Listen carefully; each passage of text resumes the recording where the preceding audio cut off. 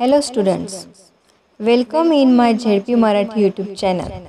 Today we are going to learn English subject of class 7th. And in this English subject, today we learn a poem present on page number 9 of English book, which named the parts of speech. This poem is very interesting and essential, important because this poem teaches not only the definition of parts of speech but its examples also. And this topic, the parts of speech, is very important topic in English grammar and in Marathi Vyakaran. It's called शब्दांच्या जाती. There are 8 parts of speech. And which are they? Noun, pronoun, adjective, verb, adverb, preposition, conjunction, and last interjection. And this poem gives you better idea about its definition and its examples too. So, firstly we read it as possible as in rhymes, and from that we can catch the rhyming words in this poem. So, now we start the poem to read or sing.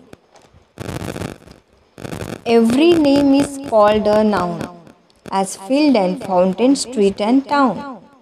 In place of noun, the pronoun stands, as he and she can clap their hands. The adjective describes a thing, as magic wand or bridal ring. The verb means action, something done, to read and write, to jump and run. How things are done, the adverbs tell, as quickly, slowly, badly, well. The preposition shows relation, as in the street or at the station. Conjunction join in many ways, sentences, words, or phrase and phrase.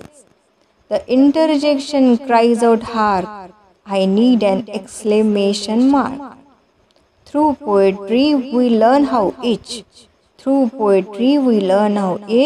of these make up the parts of speech. So friends, now we translate in Marathi. तर parts of speech म्हणजेच शब्दांच्या जाती. तर त्या 8 असतात. जसजशी आपण कविता वाचली, आपल्याला प्रत्येक पार्ट्स ऑफ स्पीचची डेफिनिशन म्हणजे व्याख्या व त्याचे एक्झाम्पल्स लक्षात आले. आता सविस्तर स्पष्टीकरण बघूयात. त्याआधी हे लक्षात घ्या, गुलाबी अक्षरातील शब्दांच्या जाती आहेत आणि जे निळ्या अक्षरात दाखवलेलं आहे ते त्याचे एक्झाम्पल्स म्हणजे उदाहरणं आहेत. तर बघा, पहिल्या 2 ओळी. Every name is called a noun as field and fountain, street and town. जे पहिली ओळ आहे हे नाउनची व्याख्या आहे. Every name is called a noun. Noun म्हणजे नाम. प्रत्येक व्यक्ती, स्थळ, वस्तूंचा नावाला नाम म्हणतात.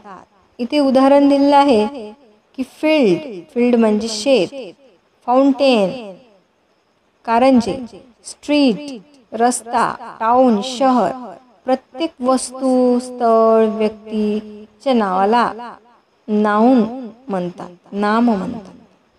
म्हणजेच आपला पहिला पार्ट ऑफ स्पीच झालं नाउन आणि त्याचे एक्झाम्पल्स आहे फील्ड, फाउंटेन, स्ट्रीट आणि टाउन. दुसरं बघूया. In place of noun the pronoun stands. Pronoun दुसरा आपला शब्दाच्या जातीमधला दुसरा पॉइंट आहे प्रोनाउन. प्रोनाउन म्हणजे सर्वनाम. तर इथे व्याख्या दिलेली आहे, in place of noun the pronoun stand. म्हणजे नामाऐवजी येणाऱ्या शब्दाला सर्वनाम म्हणतात. उदाहरण इथे दिले आहे, as he, she can clap their hands. म्हणजे तो, ती ते असे हे सर्वनाम जे नामाऐवजी आपण वापरू शकतो. तिसरं बघूयात. The adjective describes a thing. Adjective म्हणजेच विशेषण.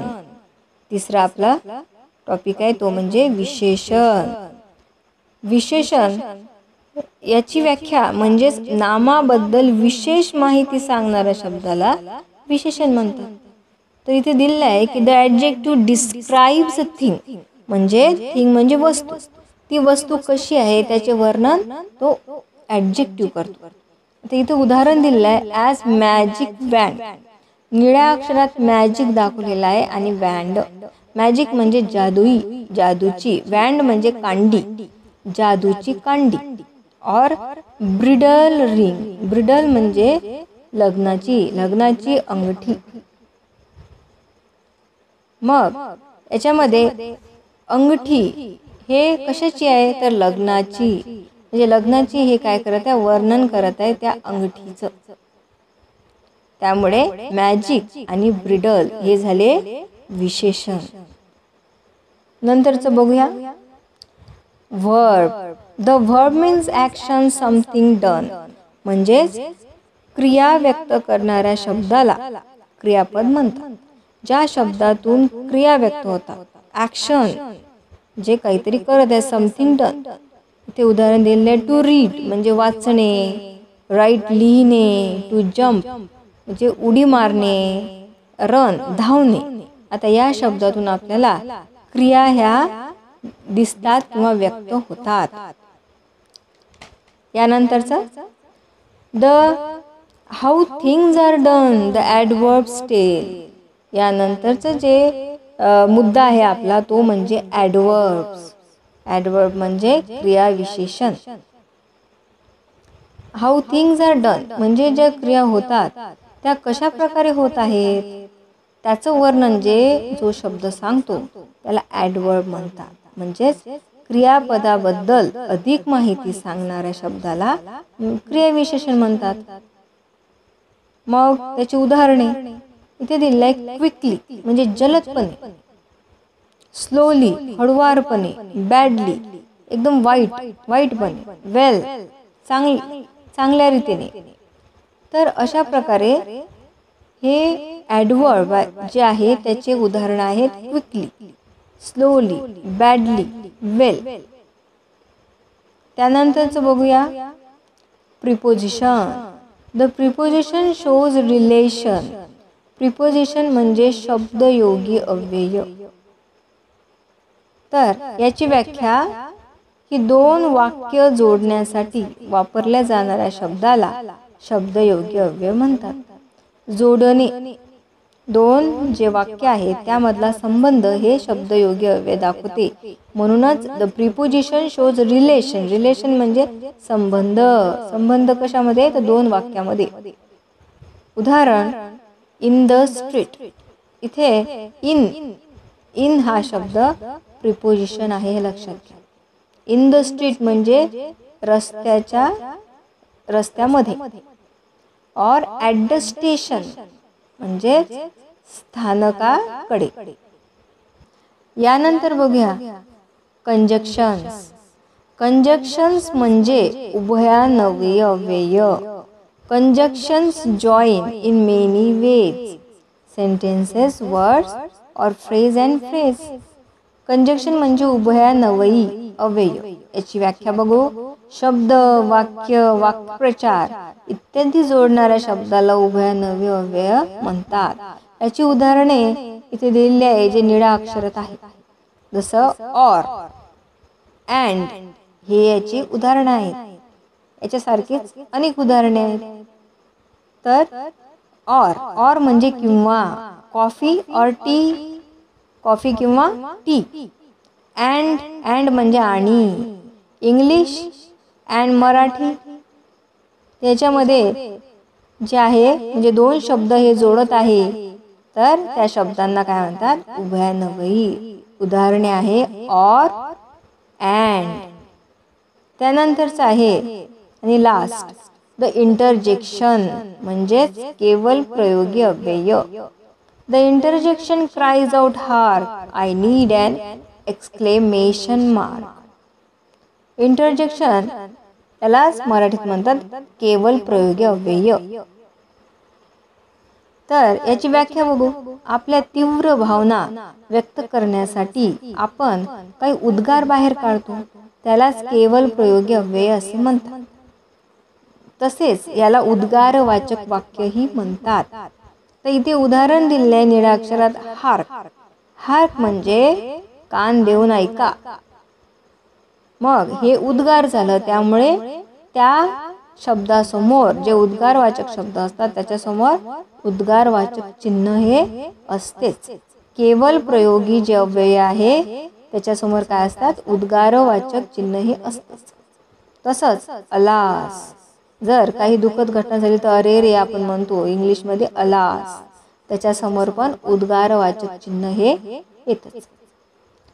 Through poetry we learn how is, म्हणजे या पूर्ण पोएट्रीमधून, या कवितेमधून आपण प्रत्येक पार्ट्स ऑफ स्पीच बघितला.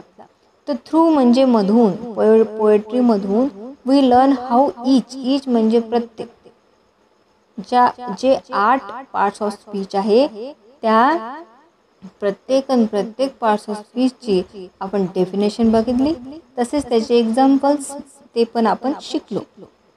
Of this makeup the parts of speech, आणि हे सर्व मिळून त्याचं काय झालेलं आहे तर पार्ट्स ऑफ स्पीच. आणि किती आहेत ते 8 हे पार्ट्स ऑफ स्पीच आहेत. तर बघा विद्यार्थी मित्रांनो, अशा प्रकारे आपण हा जो ग्रॅमॅटिकल पार्ट आहे आणि फार आवश्यक असा आहे तो म्हणजे शब्दांच्या जाती, त्यालाच इंग्लिशमध्ये म्हणतात द पार्ट्स ऑफ स्पीच. आपण हे अत्यंत सोप्या शब्दात, हा कठीण असा टॉपिक असूनही अत्यंत सोप्या शब्दात मी हा शिकवलेला आहे आणि तुम्हाला हा समजणारच. तसेच आपल्याला हा खाली स्वाध्याय दिलेला आहे, हा पण या पाठावरून जे मी तुम्हाला स्पष्टीकरण सांगितले त्यावरून तुम्हाला हे स्वाध्याय हा चांगल्या प्रकारे सोडवू शकाल असं मला खात्री आहे. तसेच मी सांगू इच्छिते की माझ्या चॅनलला जर तुम्ही सबस्क्राईब केलं नसेल तर सबस्क्राईब करून घ्या आणि बेल आयकॉनला टच करा, कारण असेच कठीणात कठीण जे टॉपिक आहे ते अत्यंत सोप्या पद्धतीने मी शिकवणार आहे. त्याचा तुम्हाला चांगल्या रीतीने फायदा होईल आणि असेच माझ्या व्हिडिओचे जे नोटिफिकेशन तुमच्या मोबाईलवर मिळेल जर तुम्ही बेल आयकॉन टच कराल तर. तसेच माझा हा व्हिडिओ लाईक आणि शेअर करा. धन्यवाद.